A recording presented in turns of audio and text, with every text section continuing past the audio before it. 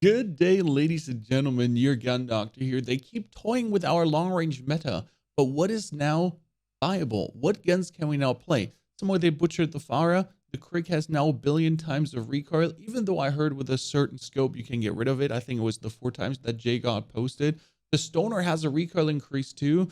So which ones are now going to take over the long range meta at this point? We've been recently talking about the XM4 and the AK with the Susat Multizoom more and more as potential contenders for the long range meta. But I think we can also not forget about the Stoner. Despite it getting a recoil increase, what if the Susat Multizoom helps it as much as other guns? So let's dive in and check out which guns could now be the new beamers. And we do know that damage-wise, the Stoner is crazy. And now with the Susat Multizoom, if you're going for the 2x zoom, that's absolutely not a problem. Because on the 4 times, there's now like a left wiggle. It's like a bit weird to explain. As you see, the Stoner does taka here with the 2x zoom, right? On the 4 times, if you currently put it on, it does a little bit of a left dance. Like suddenly the whole reticle just goes, and you don't want that. And my main thought was, what if you're putting on a Susat Multizoom? Because the Susat Multizoom has this characteristic where it just puts something together, and then you go for 4 times, and then you beam away. And you just completely clap someone out of the sky.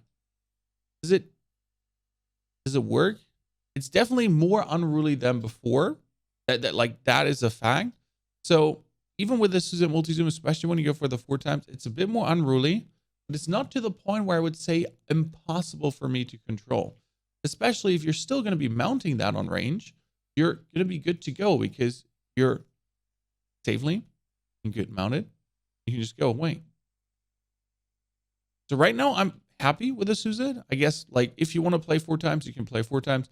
If you want to play Susat, you can definitely still play Susat on that gun. It should be more than efficient to go. But we'll go on the loadouts later. We'll just test out the recoil on 1 or 2 weapons to then see how they do feel for us. Same could apply for the Krig. I mean, with the 2 times of the Susat, everything doesn't have recoil. Like that guy here, there's like no question, right? You just get him done easiest as ever. Comes obviously like the comparison now. What does the 4 times do? Because before, if you put actually the 3 times or the 4 times on the Krig, it had absolutely no recoil. Now you do have to fight it significantly more. If you're trying to shoot it with the Susat, if you're trying to shoot the 4 times here, you do have to fight it more. When you hit your shots, I mean, that was really easy 60-meter beams. Same goes for that guy here in the distance, or that guy even jumping. So you can control it, but you do notice a bouncy different on it. Like a straight up like that, you just do have to fight the bounce. I mean, it's definitely not like as it used to be before that you can just easily beam it away. You have to actively fight the bounce. I mean, before you could really just take the Krig and just beam this guy here now without being mounted. And we could still just mount and just beam at him. So it's not like the problem, but it's definitely a limitation. If you're putting the 4 times on the Susat, though, I did hear that it should have the old recoil, which would mean that I could technically just beam this guy away on this distance. What do we have here? 100 meters. Yeah. I mean, definitely more than before. But the 4 times does feel plenty good. So I don't see a problem still keeping playing the Krig if you like the Krig. I don't think it is completely invalidated. I mean, it's not as no recoil as it used to be, but for the Krig, it's like the very smooth fire rate paired then with the absolute nice movement on the recoil that then makes it just so easy to shoot. And yes, the Stoner does have more recoil now, which usually makes people say, hey, why would you not then play the PKM instead of the Stoner? Because the PKM is so fantastic.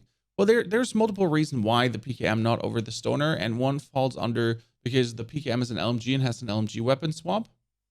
But also, if you're beaming it away, it's just all in all a bit less beamy than what the Stoner has to offer.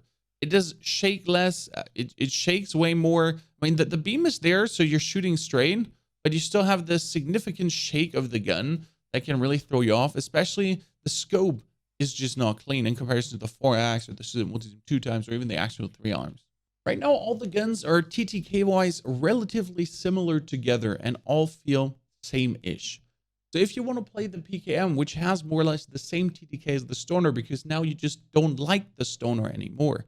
With the monolithic extended barrel snatch grip tag laser scout combat optic, here you can actually choose. Scout combat optic is a recommendation from my body true game data. The LK optic is still fantastic, and you can also do play the canted hybrid. Each feel different in their own strength, and they do all feel good. But again, the scope is less clean, the scope is a bit more shaky, the gun still beams. Then if you're playing the Stoner with the Agency Task Force Field Agent Airborne Elastic, and here also Susat Multizoom works and the Royal Cross 4X works. Both have more visual shake in the scope. The actual recoil on the Stoner is still absolutely taka beamer. So you can play the 4x regardless. You can play the Susat Multizoom regardless. And the gun is, I think, still as good as it is. Like there's nothing like really that compares to a good feeling of the Stoner. It's just that the fire rate perfectly works then together with the tracking. It's a nice and smooth taka that perfectly works for the tracking. One shall not forget my boy, the XM4, though, because I think the XM4 is my #1 recommendation right now, even though I did used to hate the gun. But it can be played with an actual 3 arms. It can be played with a Susat Multizoom, and it has a 100% neck shot multiplier, which makes the XM4 fairly fantastic on range. Right now, with 1 headshot and 8 body shots, you would hit a 666 milliseconds TTK. But you can also hit an abundance of headshots with 40 plus 40 plus 40, for example, and then 1, 2, 3, 4, 5. That would be 8 shots instead of 9 shots to kill with 5 body shots and 3 headshots.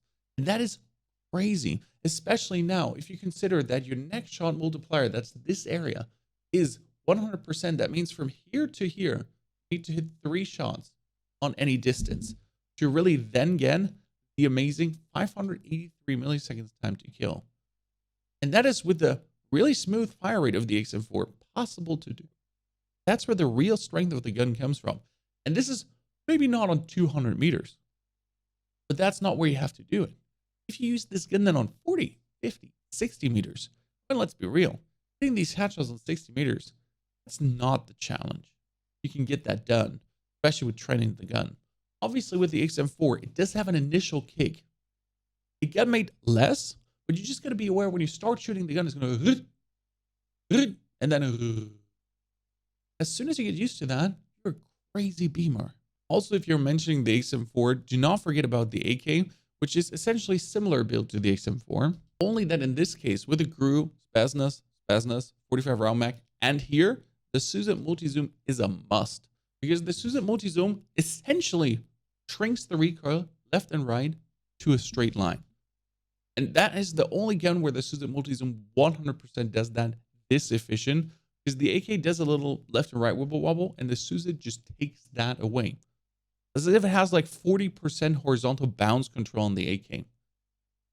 Brilliant, and makes it just a masterpiece of beaming. So as you can see, the long range meta is currently very varied, and there's many chances to play many different guns. I think more interesting would be the close range meta, which we're going to be covering in the next video, because the OTS got nerfed, the tag is a shotgun zone now. That's what we'll be following up with. But this was just to give you a picture on how the recoils feel for me with 115 field of view, and then also affected field of view, not independent. That's how the recoil feels for me there. Obviously, on 80 field of view, it might be that you're saying, now the Stoner, the scope shake is absolutely unbearable. Then you have chances to use something like the XM4, for example, or the AK.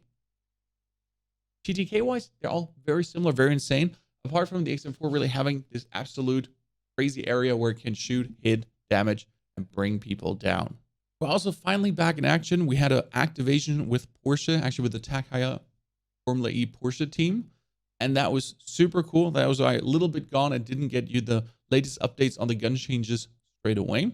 But I'm back in the lands. I'll see if I can get a vlog for you out there from that. For the people that didn't see the live stream, it was pretty exciting, pretty amazing. I wish you a fantastic good day. Thank you for supporting so much. Thank you for subscribing. Thank you for watching the FPS video. See you in the next one.